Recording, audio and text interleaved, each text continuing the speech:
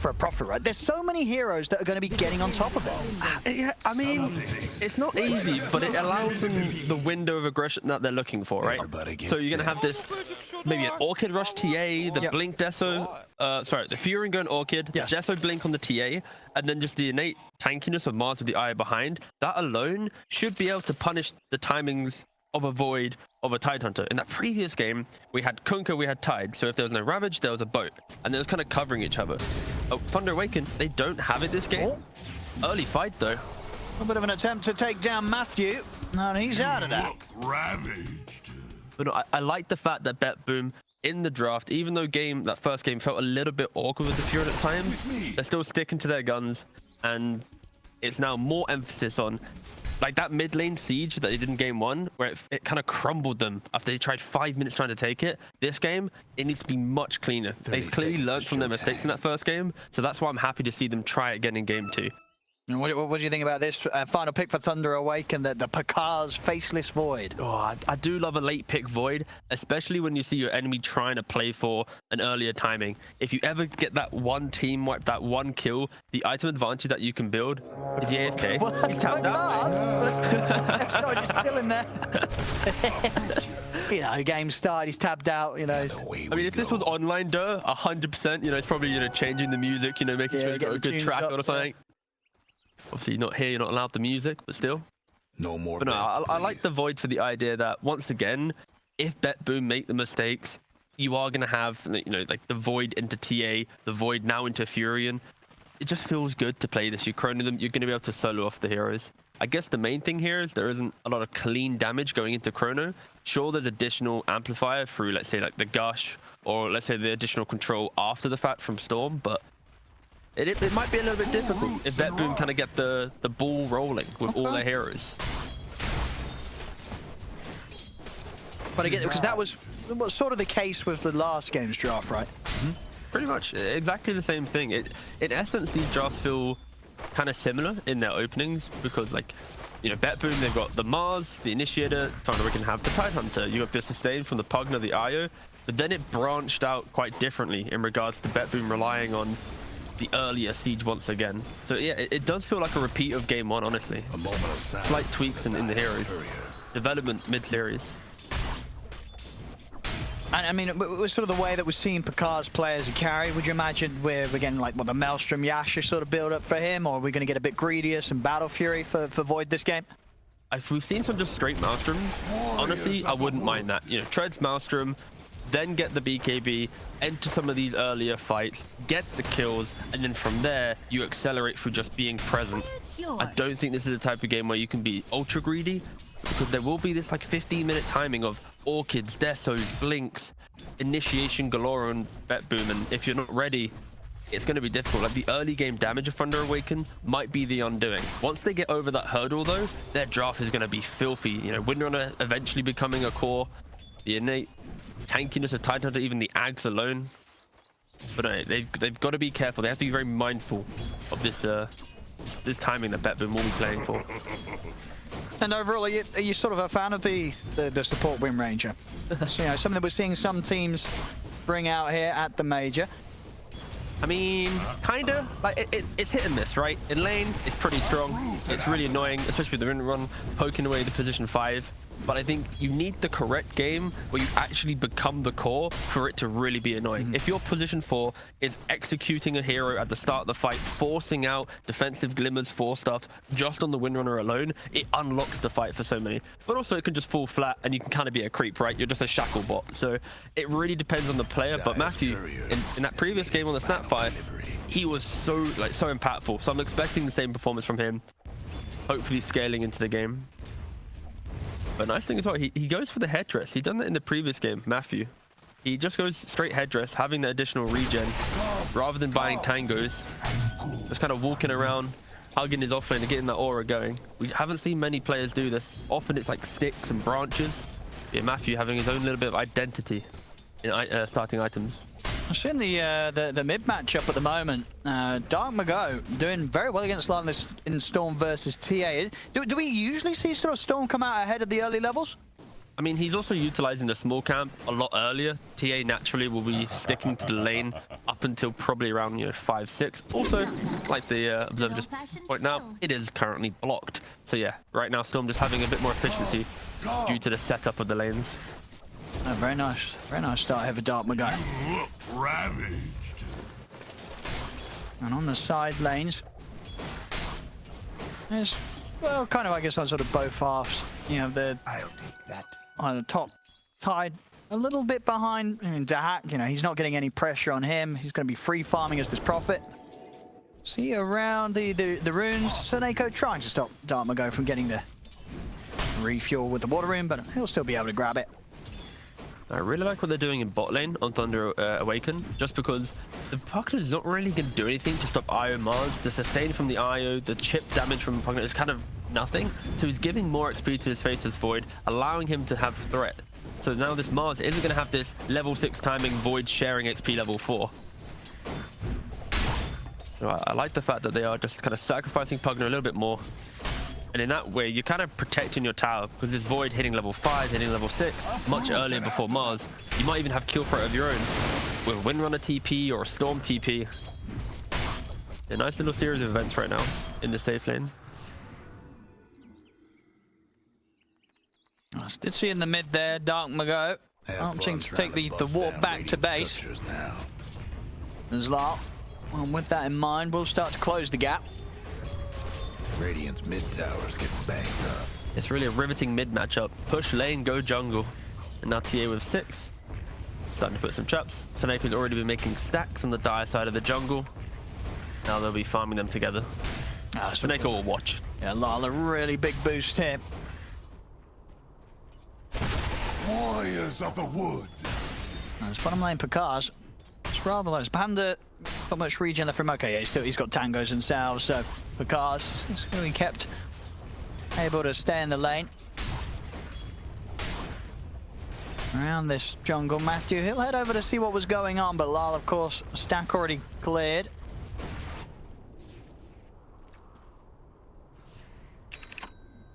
Daxak in the mid now. He's hit the 6. Not really under any sort of threat. I mean, even with more heroes around, you look at BetBoom's lineup, they've not got the greatest ways outside of the Nyx and the Mars ultimate of catching the Storm. A lot of pressure is going to be on Seneko to make sure that Daxak doesn't have a free game. I think it's kind of difficult right now if you're Thunder Awaken, because you have the Storm Spirit a little bit late to getting 6. But your support duo isn't really going to mid lane and going, nice, we got the kill on TA, let's hit the tower. You have Pugner, you have Windrunner.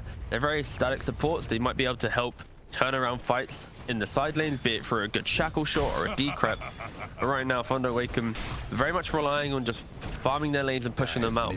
But that's why BetBoom, they're going to be excelling. TA, a little bit more efficient in that. Furion just having a pretty decent time top. And this Mars in bot lane with the IO, you already see second net worth. There will be a point in the next couple minutes where we're going to be seeing the Furion sync up with this Mars hitting 6 and potentially start looking to take some of these earlier towers. And last game, of course, Thunder Awaken's lineup was very, very good at turning up and defending those towers. We saw how much of a struggle it was for BetBoom to even attempt for the tier 1 in the mid. Are we going to see them have that same sort of level of ability to hold these early towers? It's not as good this time because they rely on the mispositioning of BetBoom, Storm making that jump to get the kills really. Early on, the Void by himself isn't really going to do the damage, nor will Windrunner. It's very difficult for Thunder Awaken, even though they have big teamfight spells, to utilize them perfectly. They kind of need BetBoom to only use 2 or 3 heroes at a siege and punish like numbers advantage. Bring 4, bring 5 heroes, wipe them, and then sweep back across the map into a farming pattern. But in the early engagements, if they don't bring everyone, I can see BetBoom slowly kind of walking down some of these earlier towers, especially with an IO behind that, keeping the sustain going. This is just the scariest part of the game, in my opinion. Just the first kind of 15-20 minutes for Thunder Awaken. After that, it's going to become a bloodbath, you know, just like game 1, an amazing game. But if they fall victim to any of these early fights, it could just be a classic BetBoom game with their Furion where he goes, you know, 12-on-1, sweeps across the map, killing everything. Plenty of setup as well with the Mars, the Nyx Assassin, the relocate for the tiers coming as well. Yeah, good pressure there from Seneko and Daxak. making sure that Dark Mago wasn't able to fully finish off that stack that he had prepared for him. Storm Spirit TPing bottom as well. I've got the shackle set up. See if they've got the burst. Arena's going to get dropped down. He's able to turn with the spear straight away onto Pakaz. The sustain of the eye, he'll get out to the side. Pakaz jumping forward, thinking about dropping the chrono, but identifying that with that initial jump already used for Thunder, Awaken started, Matthew and Dark Mago, there wouldn't have been any follow-up damage to get the kills, so they have to hold back Thunder. And this Storm Spirit, he needs to get his mana back up. Like every time he's on half or a quarter mana, it just gives opportunities for aggression for BetBoom. And yeah, stupendous discipline from the Void, just not using the chrono, even though your mid just rotated in. You kind of sometimes feel obligated, like we have to get the kill. You gotta make it worth it. But no, if you waste your chrono there, this Furin instantly gonna be calling, guys, I'm TPing bottom. And once again, we'll see that thing where it's like, with no chrono, you force the tide into bot lane, and that disparity on the map just allows you to start kind of the ball rolling in aggression. Absolutely, knowing exactly where to cut their losses there. Here we are seeing that build from Pakaz. It is the tread, javelin, straight into Maelstrom. It will give him some type of kill threat potentially, especially if Void does one of those aggressive TPs again. And in one good fight, you easily could be halfway towards a BKB, so.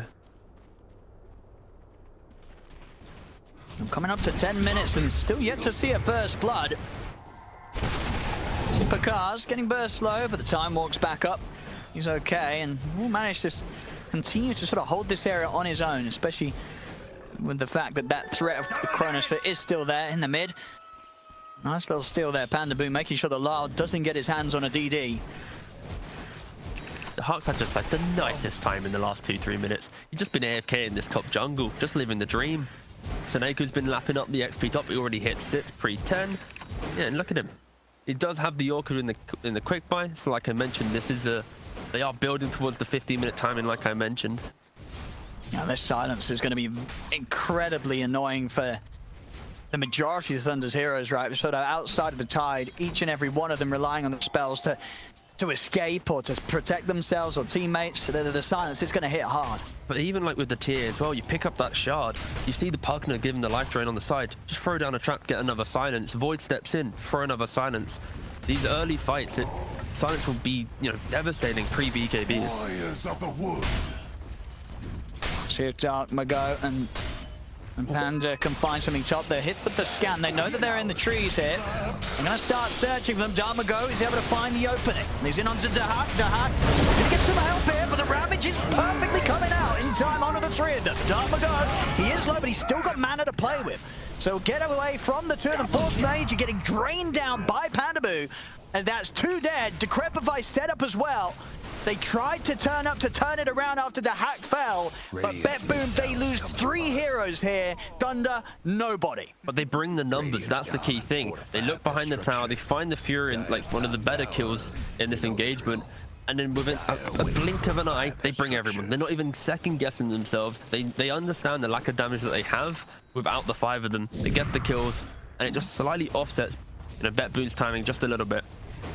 And don't forget, just before that happened, Seneco, he was in mid lane with the Vendetta trying to kill off the Windrunner, wasn't able to connect on the Impale due to the Windrunner and the quick disengage. So yeah, due to the lack of aggression from BetBoom, quick counterplay from Thunder Awaken. Not even able to get the tower tonight. In the mid there, Panda. That feels good.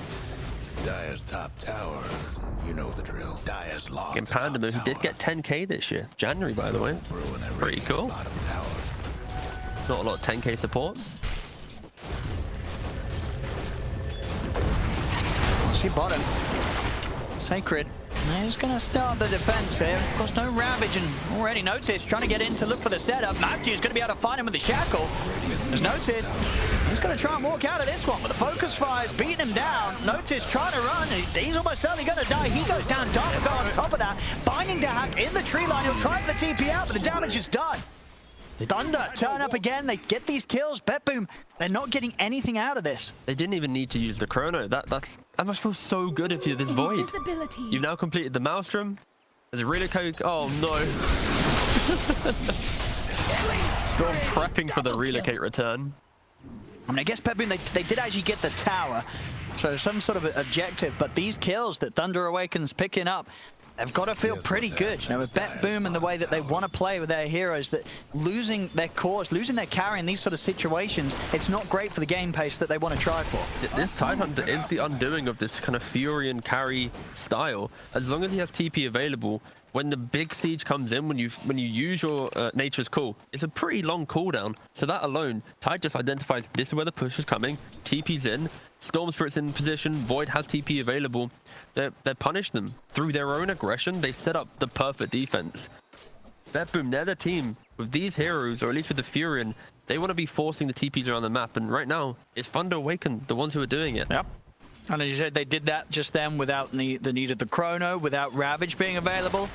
So now that those ults are there, it's going to make the attempts from BetBoom even more difficult to get away with. Blink Dagger, it's done on Sacred. He's going to be looking for those big Ravages. But if you're BetBoom, you're looking at the fact that Orchid's soon online from Nature's Prophet. You've got Desolator complete on TA. Ideally, you need the Blink Dagger as well, and then that in itself should be your timing. You have the Mars with the Blink Dagger, initiation follow-up with the TA as well, and then the backline jump with the Furion with that Orchid. So there is a timing coming up from BetBoom. It's just when Lyle can actually get this Blink Dagger. That is the most important thing. If he can get it in the next couple of minutes, we're looking for quite a nice time. But yeah, the fact that they've crumbled under the tier 1 pressure, it's going to make it very difficult. Oh, missed the spear, but they should still have him here. They do. They get the kill. There's Matthew gone. Where's the arena used? And the Vendetta as well. Don't forget, that is two of the big initiating tools now been used from BetBoom just to kill off the support.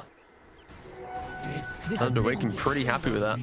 I mean, and I feel the thing is as well, even for Lyle when he has the blink on top of the Deso, there's still a lot of sort of stuns or ultimates that could just clip this TA when they try and commit in onto a target. So the fights aren't necessarily going to be that easy with the blink Deso alone. Yeah, not at all, especially, you got to remember, you blink in. If there's a Chrono on top of that, layered then with a Ravage, you're going to be dying on this TA. It's only once you get that BKB, you might have a kind of a sliver of confidence. But the fact that there's always a Void threat, I guess you have to weigh up the fact that there probably still isn't enough damage for a Void to solo kill the TA if he has Refraction jumping in. But that's only in a matter of time. And yeah, you can actually see him sort of considering that. He bought the Ogre Club but then sold it again. He's really thinking, Lyle, whether he wants the blink or the BKB first. Yeah, it's probably just going to be the blink. It helps him get around the map a bit quicker and get the farm towards the BKB on top of it. As for now, Seneko top does nearly actually able to take down Panda there in that attempt in the mid. Get the dagger, the spear setup, sorry, because he was not prepared for that one. Yeah, you get the catch. Of course, with the TA around, that Desolator, a couple of hits, the Void's gone. Big pickup. Blink now online for the TA. Like I mentioned, we have the Orchid on the Fury, and Shard now complete as well for Fury. So if they get a good kill, they're going to be able to start pushing. But this is now the nice pivotal moment in the game. Net worth looks pretty healthy for the 3 cores of BetBoom, sitting in the top 4. Smoke time for Thunder with that BKB done on Dark Mago. And without the Void as well. Oh, and a big zip straight up and across there to catch Seneko. Get his courier as well. They're going to look for more. They've still got a decent amount of mana left on the Storm. He's got about half of it left. Definitely has enough to make a move around mid. Force Major. He's going to get jumped there. Tries to tether away, but the Shackle will put a stop to that initial attempt to get out. The Spear will push out the 2 of them. Force Major, he's going to opt to relocate out of this one. He can actually bring the Nyx back in. He's respawning in 3 seconds. So they might bait this. No, they're going to have a lot of members here, though, Thunder Awaken. I don't think this is something. Maybe he can get the tether off to the side, Force Major. No, they're not. They can't. As soon as I saw Fury TP jump, I was like, all right, don't hype up the maybe the play. It would have been very ambitious, I must say, but still. And another smoke.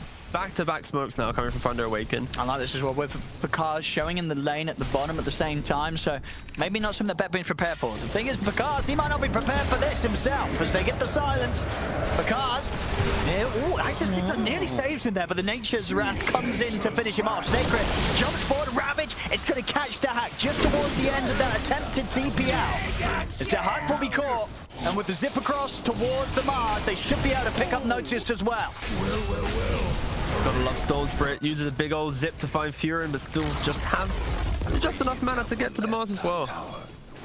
Yeah, good read there from Sacred to to let the Ravage out, make sure that there's no chance of anybody TPing out in the trees. Means that they are able to make BetBoom pay there for the kill that they got on the Void. BetBoom, though, around the TA and with the Deso, they're going to look to start trying for the Roshan, but it's been scanned out underneath this area. And with that vision that Thunder have, they will not be afraid to head over and try and do something about this one. They still have the... Okay, they are backing out. Yeah, they know that Thunder Awaken is fully aware of this attempt.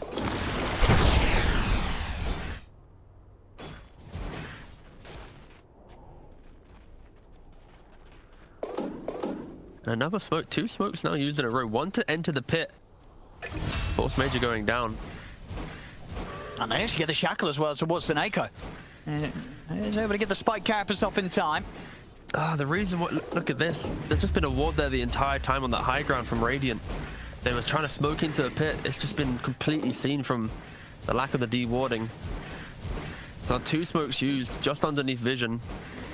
And all Thunder Awaken need to do, continue farming, play in this area. They themselves can't really go for the Roshan, but they can just prevent this free valuable. They're going to go for Stippen towards Notice. Nice dodge there of the stun. Dartmago dancing around Seneko's attempt to turn it around as they'll drop the arena, but Notice, he goes out. Dartmago with the last bit of mana, able to zip back to safety, jump forward from Picard.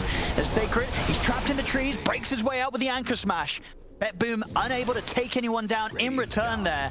Some really nice storm movements there from Dartmago. He's just zipping around, dodging all the key stuns. Doesn't get hit by the carapace as well, just until the very end, but at that point, it didn't matter.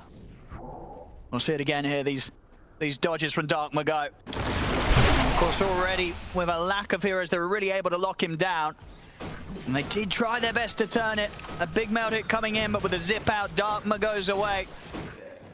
And they just don't have any further lockdown outside of those stuns and the ultimate of the arena from Mars to really lock them down. And we're starting to see, you know, some for BetBoom, they know that this one, it's getting tough. They're not getting the kills, and Thunder and getting away with quite a lot. It's really going to be down to what BetBoom can do with that fight around Lyle and his BKB. He's just about half the gold with the recipe away from it. Yeah, they have the net worth, but they're just yet to find that moment in the game where they get a key kill to keep making moves around the map. There's Fury and Shadowblade to be able to rat, Orchid to try and kill off the Storm Spirit. We never got to see that Orchid really punish the Storm at all. I think Storm's now also completed the BKB, like we mentioned. So this window in the game where BetBoom had a really cool 15-minute timing, yeah, it's just kind of disappeared. I think Dartmago's even got his Witchblade done on top of it. Oh god, that's a lot of damage now. If he locks onto the eye, the next, even the Fury and pre-BKB, oh, doesn't even have BKB, what am I saying? Yeah, he's going to be killing anyone.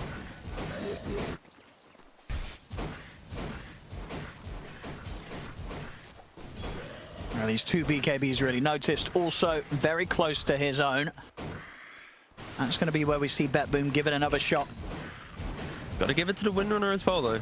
This is one of those games against a carry Furion who's going to be surrounded by Sprout, the Treant. He's going to like pretty much never miss a shackle. It's pretty much like the trees everywhere. Game. Trees everywhere. In bad shape. Indeed. Cars.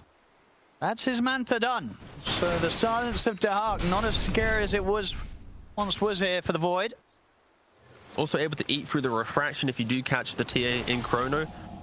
But to whittle down those refraction charges and then also maybe help get some additional damage onto the real hero. Actually finding Seneko. And there's the follow-up, Dartmago. Unstoppable! If there's anybody within any sort of closable distance, this Storm's there. They've just done a really good job at playing on their own side of the map, but being just enough aggressive that when Storm wants to join the fight, his zips are like not putting him at like 3rd mana. He's still keeping half his mana available in every fight, and that's because they're not going too deep with their smokes. They're not trying to go, we have Chrono and Ravage, let's go to the enemy triangle, let's go to the enemy top side of jungle. They're playing within their own realm of vision that just enables them like immensely. Oh, here we go. This could be go time for BetBoom. BKB's on their way out for Noticed and Lyle.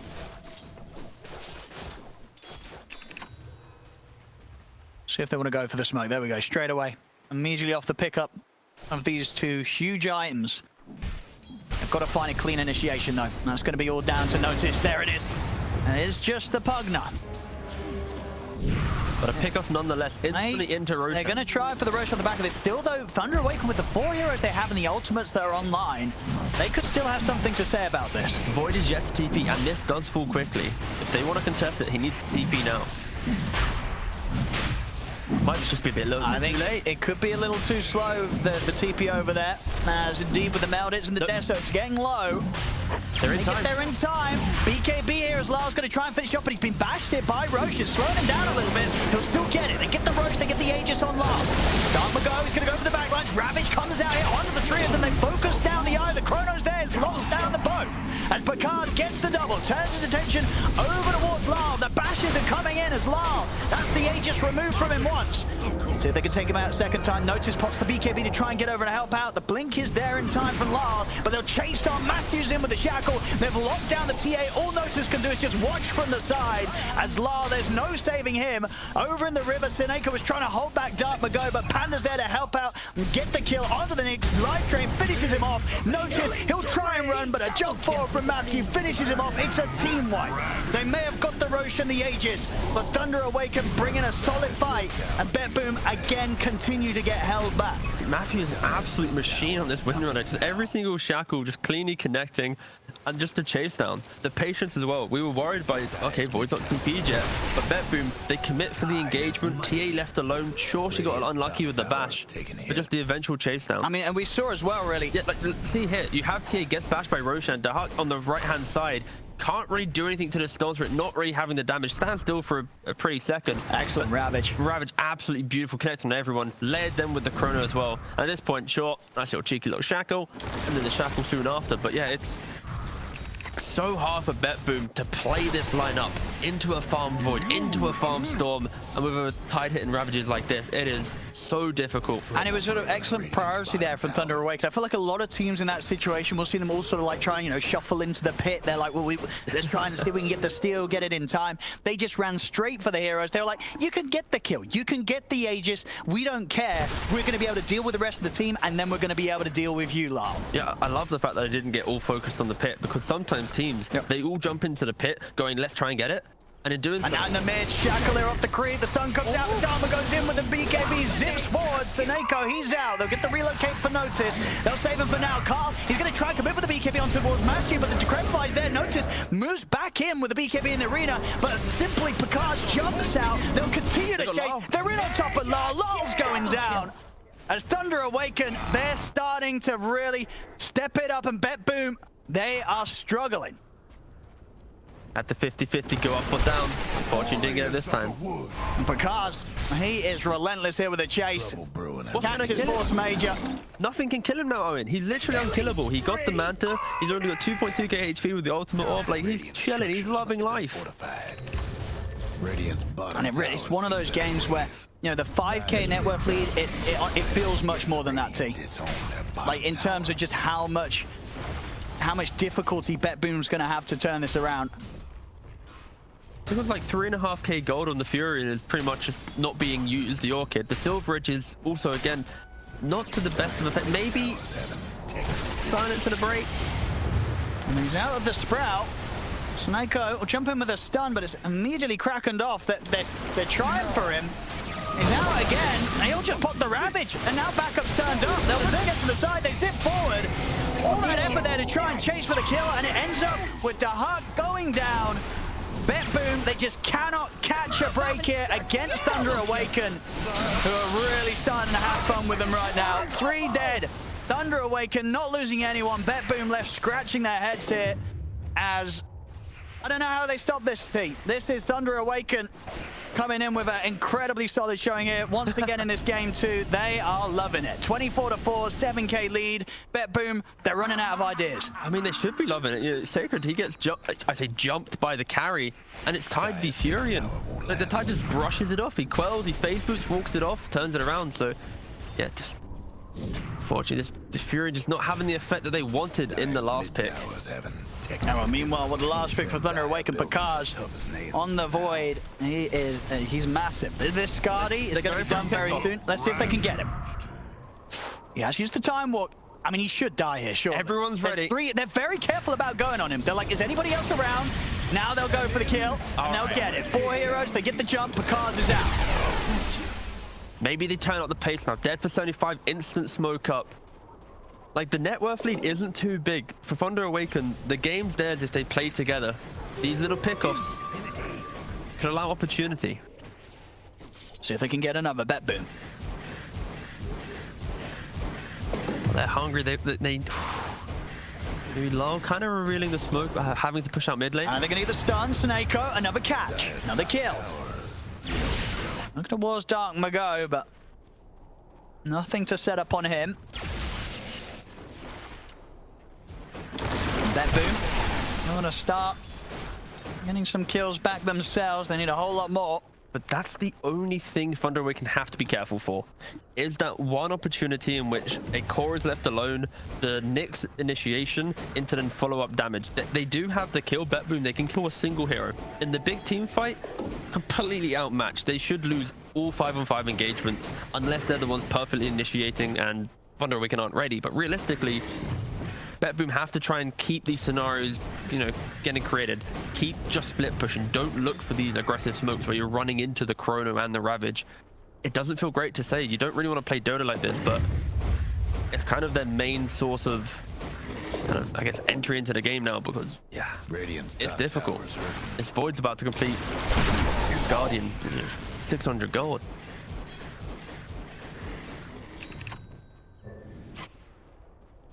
And you see from the vision as well from BetBoom, they have a ward in every single lane pretty much, just so that the Furion can start farming a little bit more defensively. Maybe you catch the Void walking down the lane to be a bit more cheeky with his farm. And there's Matthew with the jump. Quick catch here. There's the opportunity for the BKB to come out in time for notice. They'll turn their attention towards Force Major instead. Bailing from the fight, of course. You let the Io die. Instantly Furion TPs to top lane. Trying to get the split push going.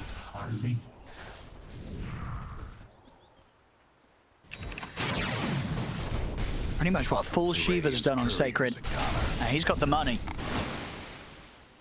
So the game going to get incredibly hard, especially for, as we're seeing, the profit for Daxak in these sort of situations. Once the Shiva's is there and the Skadi now done for Picard, if these two get on top of the profit, Daxak just is not going to be able to stand his ground and punch back. No, not at all. This Furion isn't entering the fight trying to find kills. He's trying to like open up the map to then jump in and assist with the damage. He is not the primary damage dealer. He's got 4k gold in the bank. Might look towards getting another nullifier. So another deep zip here from Dark Mago going towards the Mars. They get the arena off, but at the same time, TA tried to initiate on the back of it all, but Sacred Ravage came out, and then the Halberd before the BKB, so a lot of time where Lal just isn't able to get the hits off. Snako finds the stone connection onto Dark Mago. They'll now turn their attention back over towards Sacred. So we can get something else out of this one. Sacred's still incredibly tanky. These heroes can't quite kill him. Picard's is also around with the Chrono ready to drop, so BetBoom will have to just settle for the 2 kills. A little bit over-aggressive from Thunder Awaken. You know, jumping in, your Void wasn't really in position. But also it does help. There was a nullifier from the TA. That helped put the winner on a pretty low. And then Snako being able to catch the Stones on the top side of the fight. And they have the tools within the items and the Nyx. They have the tools to punish over-aggression. Gotta kind of calm it down a little bit if you're Thunder Awaken. This is still a throwable game. Like, just look at the net worth. The fact that TA and Furion are up top, if you die, don't have buyback, they're going to run it down a lane and probably take a Rax, right? In like 10 or 5 minutes time, so... Oh yeah, they're ready. There's a DD rune as well. Oh, there we go, Lal. Like 2 big mistakes now from Thunder Awaken. The pickoff on Void and this over-aggression mid. You're kind of giving BetBoom re-entry to the game. Towers taking hits. Let's see if they can get the jump. They're looking for Sacred. Got no mana. See the jump over. Oh, it's a Chrono on the 2 of them. They did get the TA out to the side, but he's been disarmed. They've lost Snako. The BKB's popped. They've got the Sprout down. They're locking down this Void. He needs help. He needs it now. He's going to be able to get his way out of the Sprout. He's been healed up as well. It doesn't matter. Lal has the damage. Takes down Picard. See with the zip, Dark Mago. Looking to the side, Daxak. Caught out by the shackle. Relocate's going to be coming in. Force Major trying to keep him alive with the tether. Daxak, he's going to be saved. He's under the Sprout. He's caught the Sword Spirit. Daxak will live. That's Thunder. Only Matthew getting out of that. It was both supports have been buying back. to keep the fight going, but they've done exactly that. They get the cores, and we are indeed seeing with the levels now. That level 20, the Sprout Leash from Daxak. You've got to be careful if you're this Storm or Void. Suddenly, you're just going to be trapped with nowhere to jump. The level 20 talent plus the double nullifier pickup, the Furin has one as well. That's it. This Pugner's not really able to help out. The 4-star aren't coming into play. And now here you said, you know, you win a team fight, you're going to go straight down the mid lane. Top towers in bad shape. And Thunder, they've got to really question if they want to use some of these buybacks. Because otherwise, they're probably going to have to let a Rax go. Though. Like buybacking here, tied with no buyback, has Ravage available in 30. You don't really want to buy back on Void or Storm. They've just lost the Rax. They've got to let it go. BetBoom. They'll be the ones to claim the first set of Rax here in this game too. A lot of respect towards BetBoom. The resilience under how Thunder Awaken was dominating most of the team fights, pressuring that Roshan. Some teams would have crumbled under that team fight, but the move bottom, the ability to chain pickoffs in a row. And now, through all of this, the second Roshan, I mean, they're going to get it. They've tested. Thunder's going to try and smoke out to get here in time, but indeed with the damage that Lal's doing, Roshan is theirs. Very close to having the full MKB. Pakazi's still going to step over, but Snakeo's got his eyes on him. This is a bit scary here for Thunder. They're going to try and blow them back in with the Gale. To the temple's defense. There's an Aegis now on this TA. MKB done. So any sort of stun, and if Lal's able to jump in, follow up on Notice to Snakeo's initiation, he is going to slice through these heroes. Radiant's top towers in bad and Bloodthorn soon to be complete as well for Furin. He's shipping out the recipe most likely now. Or is he going to keep his buy? He's going to keep his buyback. So he's going to have the Mage Slayer and the Orchid for now. Radiant's Wait, you got to be so. You got to be scared now. Like Sacred. Over here now. Now, he's out to the side with the blink. Oh, they're going to try and jump Picard. He's going to go for the Chrono. BKB was up in time of the TA. Look towards the Neko. Take down the next assassin. Quick reload kick to the side. They'll get Lal out of the Chrono and get it back to work. The Ravage is there. Onto the fourth thing. The Gale as well pushes to the side. Down with those instant. Focuses down to Hack. Pulls it back in with the vortex. Turns the attention over towards fourth major. 3 dead. Now they'll go for the TA. They surround Lal. He's out once. That's the Aegis gone. As Noticed has to get out of here. Lal won't be able to get any sort of blink off as Thunder Awaken. They return to the point where they lost that last team fight around the area. This time round, they get the job done into an Aegis even on Lal. They take him out. what a roller coaster of a game, honestly. I feel bad for BetBoom. Like that type of initiation, they're making the smoke, but they walk into the Tide Hunter, the hero that they don't really want to jump. Unless they have the break into perfect initiation, you don't really want to do it. We'll see it again here. So like they walk up, they're like, Tide, but instant blink dagger, perfect reaction. And Picard, yeah, he's just going through each time with the Chrono. There's no sort of waiting around for sort of the 5 heroes. He's straight in on the 2. It was a nice attempt there from Force Major to redeem the team fight, but Ravage is up, catches pretty much the entirety of them. And at that point, the cleanup begins for Thunder Awaken. But it was the Ravage into a Vortex, then the double Shackle. I mean, there's no buyback on Lal. Oh, we're just running it down mid the other way. Oh, God. It's still tier 2s, in fact, still a tier 1 on the bottom lane, so they won't be able to go for further sets of barracks. It's the saving grace for BetBoom. The fact that your side lane towers are still alive because you've had this Fury and constantly pushing out the lanes. You've not passively lost them. That could have been so much worse for BetBoom. They have to be careful. Even though they were in the lead, it's based off of them finding the perfect setup into a fight. I mean, it's still the fact that the team fight, the ultimates, they're so strong from Thunder Awaken. And now an extra sort of component that they're going to have to be concerned about. I believe the Aghanims, oh yeah, it's out on Dark Mago. So further AoE control. We're going to see some big Vortex this game.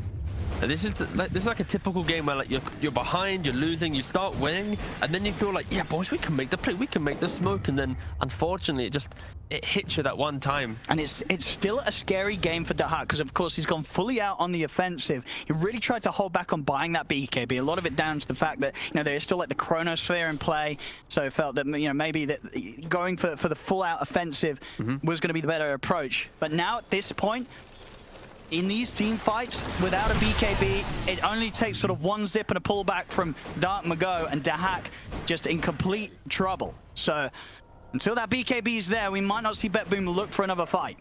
Again, we kind of reset the game once again, where BetBoom, they'll continue the split pushing, they'll continue waiting to see an opportunity, and then with the Nyx Assassins setting up the engagement, they might go for a quick pickoff. They have so much explosive damage. Look at this TA, Nullify, Death, MKB, the Blink Dagger on top, of course. Like, you're gonna be blowing up heroes, but they need to wait for the perfect opportunity. Their ability with this lineup to smoke and walk into high ground does not feel good. It's about waiting to see when you have like heroes split across the map and then pouncing. So now we'll kind of reset the game. We'll go back to hugging the side lanes, keeping it going. And it's on Thunder Awaken, honestly. They're the ones that might look towards getting a smoke, looking to cross the river. Snake He's got his eyes on Matthew in the trees, but not going to want to do anything with that. They have a gem on the Tidehunter, so Seneko, he has to be careful he doesn't walk too close to the melon. And Daxak, as I say, needs that BKB. Just a recipe away. Buyback's on cooldown anyway, so he will instantly buy out the BKB. And buyback-wise, yeah, we're not looking too good for BetBoom. Economy isn't too hot. They had to invest quite a lot in items. 3 of them are on cooldown. See top lane. Now on the hunt for Seneko. Dartmago. He's going to find him, but no lockdown available. The Vortex already used on that initial jump. Ooh, nice little tip there from Seneko too. You wasted your Vortex. Now he's going to be thinking about that for the next 10 seconds. Ah, missed my Vortex. Of course, Thunder just eyeing up the chance of trying to get one of these side lane towers. Oh, we haven't mentioned this yet. Look at Mars. Cheeky devil. Little Hex. Dire's top towers Punishing the Storm threat if he jumps in too aggressively, maybe without the BKB. So now this Storm, it becomes a difficult game. There's Carapace on the Nyx Assassin, there's a Hex on the Mars. Dire might want to mine Additional their top silences tower. after BKB. He kind of needs to wait for Sacred, kind of the MVP of the game so far for Thunder Awaken. He has to just absorb some of these kind of cheaper spells and then give the perfect Chrono opportunity, the perfect Shackle shot. That does get harder when you go for the siege though. And look at bot lane, we've got the trees already split. The treants start putting the pressure on. These trees are quicker than the entire Radiant team right now. I mean, they're clearing through that range racks. That's going to go down. See now, notice he's in with the jump. He's going to go with the Hex lead up on towards the Void, but the heal from the side is going to keep this Void more than fine as he's able to get the BKB off it because he's into the side. Dartmago trying to play around with La. Notice he's been bullied out of the base here. His Notice is going to be focused. That's Mars dead, no buyback. Jump forward with the Ravage, catching them under the tier 4 tower. They're in on top of the TA. There's the Chrono. It's caught the IO. It's caught the TA because he's in onto La. The stuff at the side for Seneko trying to help out. The quick relocates out to the side, but it doesn't matter. They're both dead. No buybacks on either Mars or TA here for this defense. As Thunder Awaken, they can keep it going. They'll turn over more Daxak. They'll try to TP out, but the bashes are there for Pagaz. A 2-man stunts from Seneko, but it's not enough. It is Darkon. He's out to the side. Dark. They're going into the face. They want to die for Fountain. They won't find him. Dark will live. But everybody else on BetBoom taken out. As Thunder Awaken diving tier 4s here. BetBoom, they cannot deal with that pressure. And they got Fortify, they got Fury and TP, and they got some buybacks on Iron. No relocate though. Base race maybe? Okay, TA has buyback now as well. A Sacred. They gotta be careful. I mean, he's getting in very aggressive. It's rather low. Got the Hex down on the Picard, but the BKB's ready. Jumps over to look towards Lau. Lau puts the BKB, tries to hide with him out, but they've got the vision. They're starting to beat into the TA. The Mantis put their remove the refraction. They jump over one force major. Dartmago getting very low on the mana. He's been caught by the Sprout Leaks. The nullifies where they brought him down. Buybacks coming out from Sacred and Matthew. Picard's another Hex. He's going to continue to try and run Panda. If anything he can do to help out, he's going to try and heal him, but there's not enough heals. Sacred, he's brought back for this. He's got to run. But the trap slow's caught him. BetBoom, they're going to look to chase down the tide. Blinking one on Mars. They get the silence up onto Panda at the side of it all. Jump in from Matthew. There's the buyback from the two cores. Dartmago and Picard ready to join the rest of their teammates to keep this fight going. But Dahak, he's cleaning up the back lines. Doesn't matter. Force major falls. Both teams now losing a support for 90, 100 seconds either side. Wait, this could instantly be a base race. Void and Storm don't have TPs. Oh, wait, what? If TA just gets... Oh, she can't get there. If she could afford boosted travel, 100%, they could just go for the base. There's not enough money on Lau. But still the Treants. But they should know this. They had to buy back and get into the fight. The Treants. Oh, this is a spice. They got to get back. Someone's got to get back. Okay, Panda Moo's going back. But it's only a Pugner. There's no fortification either. Okay, they're not gonna go for it. There was a window. There was a window where they could have ended this game. You got to watch out for that. Oh. This game could come to a very explosive conclusion. Well, you got to check the buybacks now, right? Yeah, look at it. It's just a sea of no's. Panda move. He's gonna hold it down for his team. Roshan's up. And then as you saw in this situation where there's so many buybacks unavailable, the Aegis meaning everything here for each team's cause. Who's going to be able to go for it though? Who's going to take that risk? Just to think, it looked like Thunder Awaken was just about to win the game, right? Diving the tier 2s. I think they felt that they were on the verge of closing it up, but the game continues. Yo, this smoke from BetBoom. If they have the vision of them doing Roshan, but then they cut in for the base, that could be pretty hype. You saw it there, Thunder. Hesitation on going for Roche. They know that BetBoom, I mean, either side, whoever gets a kill on a core, that could be the beginning of the end. But Matthew, he drew the line. He told the team, guys, you have to push out this bot lane. Do not allow them this single opportunity to make this TP rat play. I mean, whose job should that be? Who can sort of afford to sit down here? Oh, it's difficult. You need Tide to be in the main area of the fight. He needs to be soaking up the actual initiation. So you've got to make maybe the Storm Spirit, push it out. You can TP. The fact that this tier 2 top lane is still alive for Thunder Awaken will be incredible for Storm Spirit. TPing there, then zipping in, pretty much halving the amount of mana you have to use to get to the Roche fight. So yeah, Storm will be the lone split pusher of the bot lane. But a rare scenario where we don't see 4 nulls. We've got 1 null. Finally. Yeah. Thank you, Dartmago. You know, going for a good old build. None of this same of the same item. I mean, he might lose the game by not doing the nulls. He's ready for some big brain players. You can see he's got the Eon disc ready to assemble in the midst of a fight. Like he's not thinking about the memes now. He's just about if he gets that zip in, he doesn't want to get Hex killed. That alone is way more value than having, you know, an extra null. And we're seeing BetBoom consistently just fishing for action here with these smokes. They can get a pick off.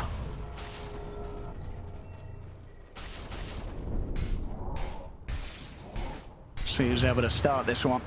Sacred. Hard for him to really get a read on their full position. Eon disc also out for Picard.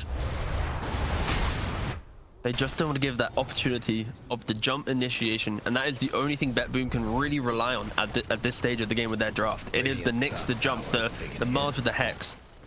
So the fact that we are seeing these cores, the Storm, the Void, pick up an Aeon disc, it's just respecting how BetBoom is keeping themselves in this game.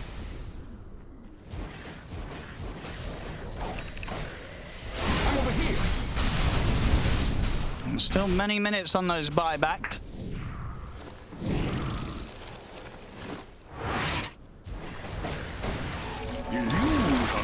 Dartmago taking a bit of a risk there. Showing in the river. Still not going to be completely sure where BetBoom are around the map. But the lane advantage is going towards BetBoom. They were the one who took 2 racks. They're just slowly pushing out the lanes due to this advantage. Mid lane is even because both teams took the rack. So, I mean, yeah, it's hard for Thunder Awaken to leave their side of the map now. It is, especially with that Deso on Daxak. He's ready to look for that final standing tier 4 in Ancient. If any fight is to happen elsewhere, even if it's a bad one for the rest of his team, he'll be ready to bail out and look for the race. I hope you're ready to start screaming about how BetBoom TP'd in and just killed the Ancient whilst they weren't even in their base.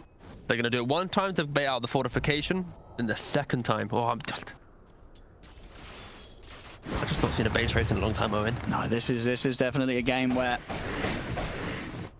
absolutely is a chance it could end with both Ancients taking a beating. Going into the pit, only a refresher this time. Still a good squad to have a refresher on. Everyone wants it. You want a Chrono, you want a second Ravage. Scouting this out, they know that they're in there. BetBoom, their sort of team fight initiation resting on Notice in a solid arena. Notice is oh, okay, picks up the gem again. He is going for the snipe though. He's getting low. Inventory slot. They're going to be able to jump in time. Notice he's in. They get the Hex into the spear, but Picard, the Eon disc will keep his deck. Dartmago zipping around the back line.